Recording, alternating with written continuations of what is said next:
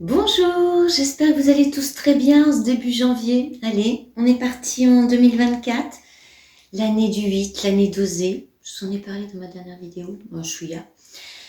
La transformation, d'appliquer ce qu'on a compris et vraiment comprendre qu'on n'est pas là pour vivre au travers des autres. Alors d'ailleurs, bon, c'est pas trop mon style de faire des vœux, mais c'est à la limite, c'est le souhait que je vais nous faire, c'est que l'amour passe à travers nous et que nous puissions le ressentir pour toujours y croire, même quand on est dans les phases descendantes. Je sais pas si vous êtes comme moi, mais en ce moment c'est un grand bilan de vie qui est venu. On est remonté très loin dans les souvenirs que j'ai accueillis, il n'y a pas de souci, justement pour vraiment me rendre compte si j'avais dépassé tout cela. Alors, effectivement, j'ai trouvé des sens à tout ce que j'ai vécu, en partie, mais ça sera toujours là. Parce qu'il y aura toujours un moment donné où nous sommes amenés, malgré tout, à nous souvenir pour ne pas recommencer les mêmes erreurs. Voilà. Aujourd'hui, ce que j'aimerais partager, donc de par expérience, c'est que ma propre évolution, je l'ai faite quand j'ai accepté mon éveil spirituel. J'ai accepté d'aller plus loin dans mon raisonnement, dans mes pensées, en me disant toujours que je pouvais être meilleure. Et d'avoir choisi d'être... alors je ne peux pas dire toujours dans l'amour, parce que je suis malgré tout humaine, même si je suis une divine humaine, hein. Mais de toujours m'en rappeler. C'est pour ça que ce souhait, que l'amour nous traverse, que nous pouvions le ressentir. Et laisser ainsi jaillir ce propre amour que nous avons en nous. C'est aussi avoir, en ce début d'année, pouvoir réaliser que, en fait, ça tout vient de nous. Si nous voulons évoluer, si nous voulons changer les choses de notre vie qui ne nous conviennent plus, comme par exemple la tristesse, la colère, la culpabilité, on sait aujourd'hui que là, quand on est dans cet état-là, même si nous sommes dans notre éveil spirituel, qui est la clé, c'est ça que je voulais vous dire, ça a été la clé pour mon évolution. Et par rapport à tout ce que j'ai pu lire, je me rends compte que je ne suis pas la seule. Mais ce que j'aimerais dire, c'est que ne nous accrochons pas aux paroles qu'on peut entendre, aux écrits qu'on peut lire. Laissons vibrer. On n'a pas besoin de gourou. Notre liberté, donc comme je le pense, elle passe par notre éveil de conscience, par notre éveil spirituel, mais notre liberté d'exister, il n'y a que nous qui pouvons la mettre à jour, au jour. On a tellement tendance à attendre des autres qui nous apportent la solution, mais cette solution, on est tellement grand à l'intérieur qu'elle est en nous. Le seul souci, c'est qu'on nous a appris à être petits. On nous a appris à nous contenter de tout ce qu'on nous a inculqué, de tout ce qu'on a été dévoré en lecture, etc. Il ne faut pas, je pense pas. Il ne faut pas s'attacher.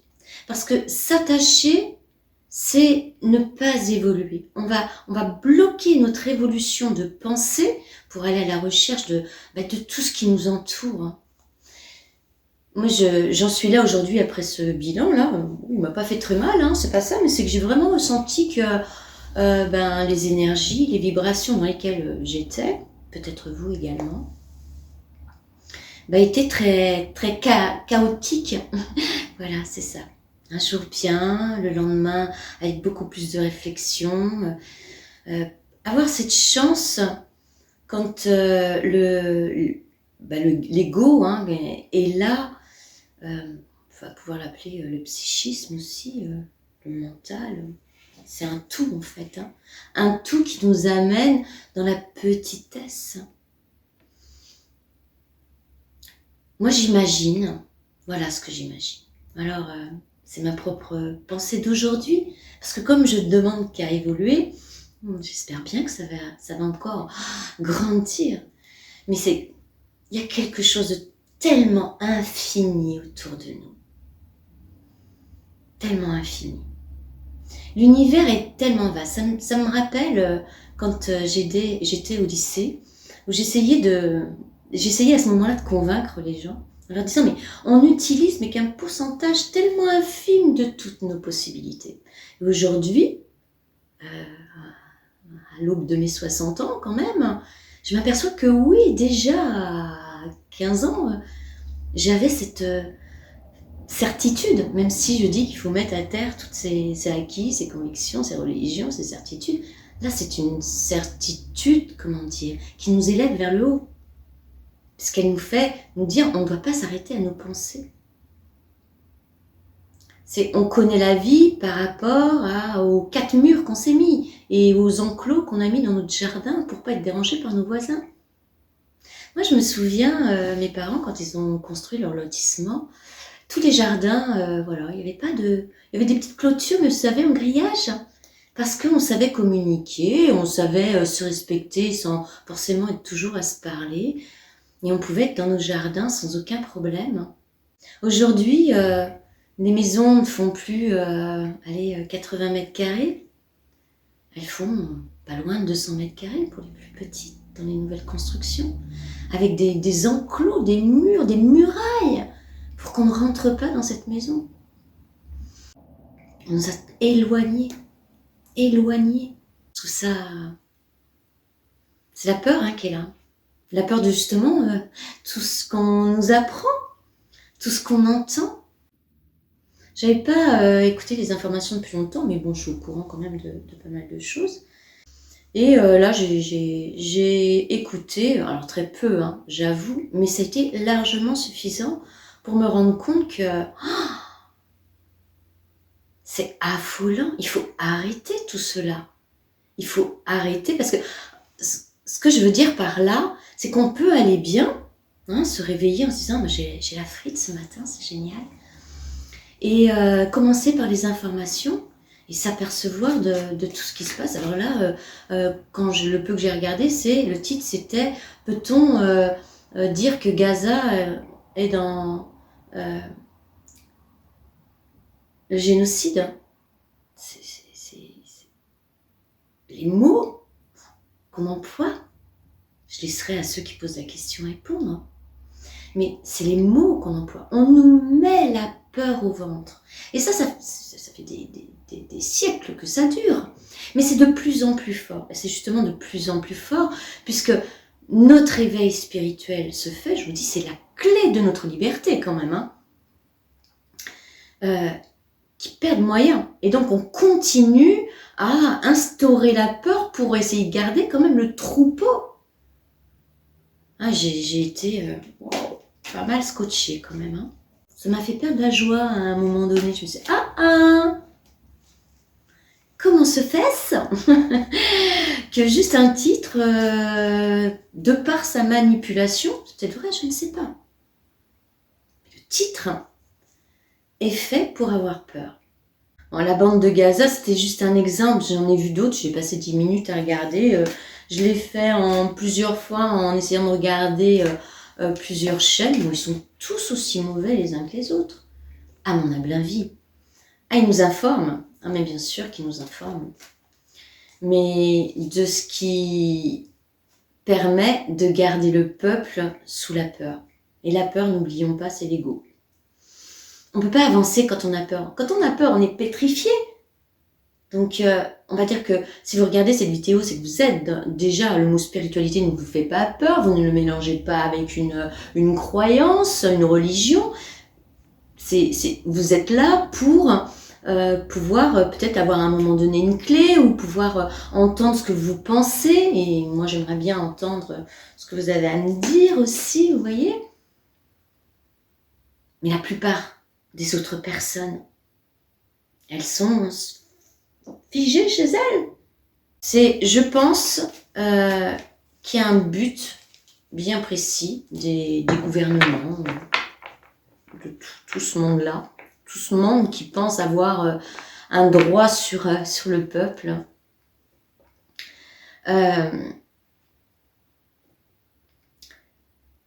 C'est de nous faire oublier que le monde a un sens. Et tout à l'heure, je vous parlais d'un de mes 15 ans où je disais qu'on utilisait un infime pourcentage de toutes nos capacités intérieures. Mais c'est exactement la même chose avec l'univers. On nous sort des certitudes. Personne ne peut être certain du monde invisible. Personne. Je pense pour ma part que cette intelligence d'amour universel se vit. Nous devons, à un moment donné, aller à sa rencontre. C'est nous qui devons monter de vibration, monter en énergie, monter en comprenant qu'on ne doit pas s'arrêter à ce qu'on connaît. Vous voyez, les personnes qui ont même des piscines dans leur château vont rester l'été là, parce qu'ils ont tout. Donc en fait, si vous voulez, c'est vraiment se bloquer son intelligence d'évolution, parce qu'en sortant, on rencontre, on partage, on communique. Si l'humain arrêtait de vouloir convaincre, mais de plutôt partager, pour que chacun puisse prendre, pas la totalité de ce qu'on peut entendre d'une personne qu'on peut considérer comme quelqu'un de fiable, mais pouvoir sortir ce qui nous fait vibrer et le noter et s'interroger dessus. Est-ce que ça va vraiment avec moi? Et je pense que l'amour se vit, se ressent. Vous savez, dans la spiritualité, la mienne, celle que j'essaye de partager en fait, où, comme vous le savez, je n'ai pas de croyance, je n'ai pas de religion, mais j'ai une foi. Une foi à l'intérieur de moi où il m'a fallu des années et des années pour pouvoir me l'avouer à moi même, qu'il y a une source infinie d'amour en nous et autour de nous. Mais en pensant cela, je pense que je ne me mets pas de menottes. Parce que je laisse la porte ouverte à toute possibilité nouvelle que je peux recevoir. Si on s'arrête à se dire, il y a une source, il y a un divin, il y a un Dieu, et que seul Dieu peut agir, ben, on tombe dans le je n'évolue pas. Mais Dieu, il attend qu'une chose, c'est qu'on comprenne qu'il est en nous. Nous sommes, ne l'oublions pas, les créateurs de notre vie. Et c'est aussi ce qu'elle demande cette année, d'oser la transformation, mais d'oser avoir le courage d'être qui on veut être. Et cette puissance intérieure d'aller chercher toujours plus loin. Moi, je pense qu'il y a quelque chose de tellement grand. Et je vais poursuivre mon évolution avec cela, parce que ça m'apporte une richesse intérieure. Alors même si je n'arrive pas à tout ressentir aujourd'hui, même si je n'arrive pas à tout comprendre, c'est pas grave. L'important est d'avancer, dans cet éveil spirituel qui nous amène à vivre en conscience qu'il y a quelque chose d'infiniment grand autour de nous, d'infiniment grand en nous, et de ne pas se cantonner à ce qu'on entend. C'est comme les informations. On s'attache à quelqu'un parce qu'il a, soi-disant, la parole divine. Mais il peut se tromper. Il peut être dans la sous-évolution. Ou il peut vouloir, tout comme nos gouvernants, avoir une emprise sur la personne qui cherche à se connaître, mais qui ne sait pas comment faire. Alors je vais suivre quelqu'un. Comme je me suis fait les informations, je me suis dit, allez, je vais aller voir ce qui se passe sur YouTube. Voilà. Bon, il y en a qui cartonnent, hein. Grave. Waouh. Mais, il y en a qui cartonnent grave, hein, mais que moi, je ressens comme quelqu'un qui va se présenter comme gourou. Bon, on va dire que gourou, hein, faut pas non plus tout mélanger, c'est un maître spirituel. Mais un maître spirituel doit être uniquement dans l'amour. Il ne peut pas dire à son prochain, Dieu existe, mais tu n'es pas Dieu. Si, nous sommes tous Dieu. Nous le savons quand nous faisons le bien. Nous avons ce sentiment de sérénité, d'harmonie, de bonheur en nous. Et bien voilà, juste cela, on sait qu'on est Dieu à l'intérieur de nous-mêmes. Mais on nous a appris à être petits. On nous a appris à comment dire, et à rester petit. Ne pense pas, ma mère, c'était ça, hein, petite maman. Ne pense pas. Allez, fais ce que je te dis, moi je sais. Ça bloque toute notre évolution. Voilà. Donc le message de ce début d'année, c'est que l'amour puisse passer à travers nous, que nous puissions le ressentir. Si nous devons nous accrocher à quelque chose, eh bien voilà, moi je vais m'y accrocher comme à un arbre quand je vais faire un câlin et que j'essaye de sentir son énergie. Oh, vous l'avez compris, hein, le message c'est d'aller plus loin, toujours plus loin, pour aller toujours plus haut. Et enfin vivre sereinement cette vie sur Terre et pouvoir être heureux avec nous-mêmes. Pas chercher le bonheur ailleurs, hein. Il est temps. Allez, on y va avec les messages d'Elodie Lagouille. Alors aujourd'hui, on est avec Michael. J'aime beaucoup Michael. Tout le monde le connaît, Michael. Michael, c'est le 8, c'est le chiffre du 8, l'abondance, la réussite. Mais attention, hein, trop de pouvoir nous amène aussi à peut-être maltraiter notre entourage. Donc Michael nous dit, tu cours aucun risque si tu te diriges vers l'amour. L'amour de toi, pour l'amour des autres, pour l'amour du tout. Change de regard sur ta vie. Change de regard sur toi-même. Accepte-toi tel que tu es. Et avec transparence, va réguler, équilibrer ce qui te dérange en toi. Voilà. Moi, ce que je voudrais passer également comme message, c'est arrêtons de vivre au travers des autres, mon Dieu. Et nous avons la dualité. La dualité, c'est l'ego. La dualité qui se met à l'intérieur de nous, justement, pour nous faire lâcher à un moment donné, nous dire non, mais c'est trop compliqué. Je sais qu'il faut que j'apprenne à me connaître, mais c'est trop dur. On revient à notre éducation, où on reste petit. On revient à cette manipulation gouvernementale où restez tranquille. Nous, on commande. C'est effarant. Et on est dans la légende humaine. Je dirais la dualité, c'est de pouvoir la reconnaître. C'est comme c'est à l'identique de reconnaître nos pensées quelque part, si elles sont positives ou négatives. Parce que la dualité nous ramène dans l'ego, bien évidemment. L'ego, je le rappelle, c'est la tristesse, c'est la colère, c'est oui mais moi j'ai peur de l'abandon, oui mais moi j'ai peur du rejet, mais on a tous peur de cela parce qu'on nous a inculqué la peur. L'ego, c'est d'en vouloir toujours plus également. C'est la lutte, c'est la confrontation, c'est les conversations stériles où chacun essaye de convaincre l'autre. Je dirais, personnellement, quand la dualité se met en moi et que j'en arrive à fléchir du genou en me disant non, bon, j'y arrive pas quoi. Dernièrement, là, quand ça m'est arrivé, je me suis fait le lâcher prise, je pense, me ferait le plus grand bien. Ouais. Parce qu'à un moment donné, il faut pouvoir se poser aussi. L'ego, on peut le reconnaître également quand on est dans la critique, quand on est dans le jugement, quand on est dans le dénigrement. Bon, la colère, je vous l'ai dit, mais il y en a une tartine qui explique l'ego.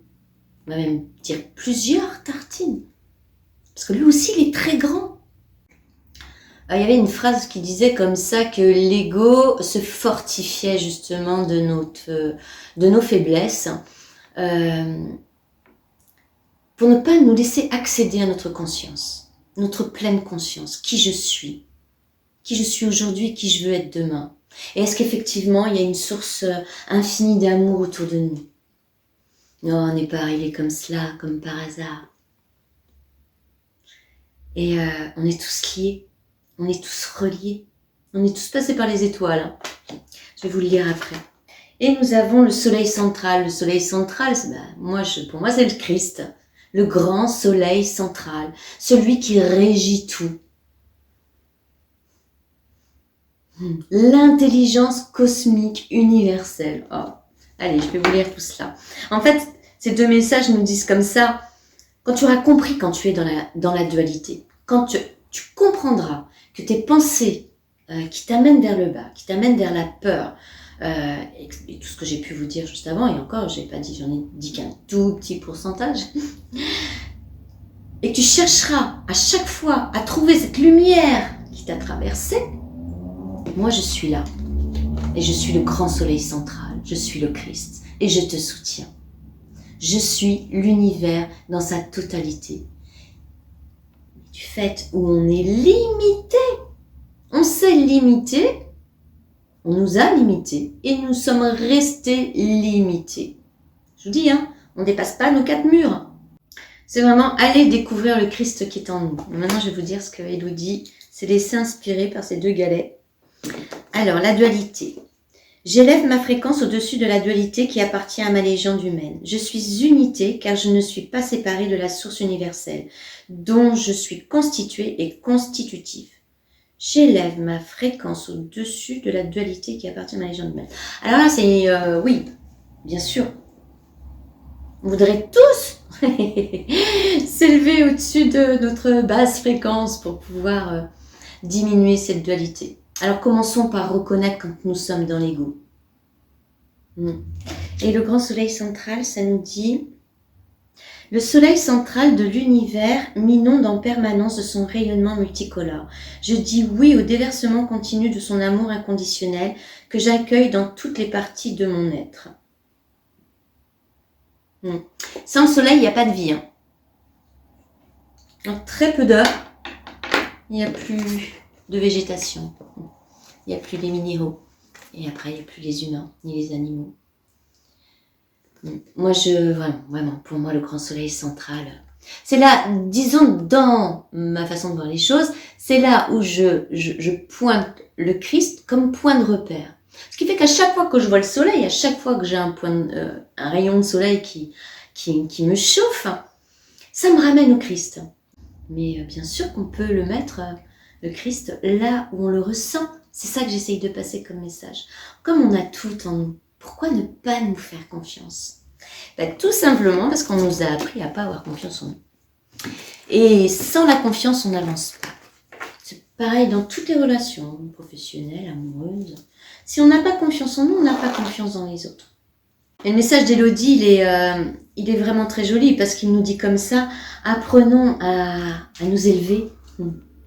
Apprenons à dépasser les fréquences négatives de notre propre dualité pour, à chaque seconde de notre vie, rester inondé de l'amour du divin, de l'amour de l'intelligence aimante, universelle, qui est immense. Et il n'y a pas un scientifique qui pourra vous dire qu'il connaît l'univers. Voilà. Vous voyez, les scientifiques, c'est exactement la même chose que les politiciens. On s'y attache de trop.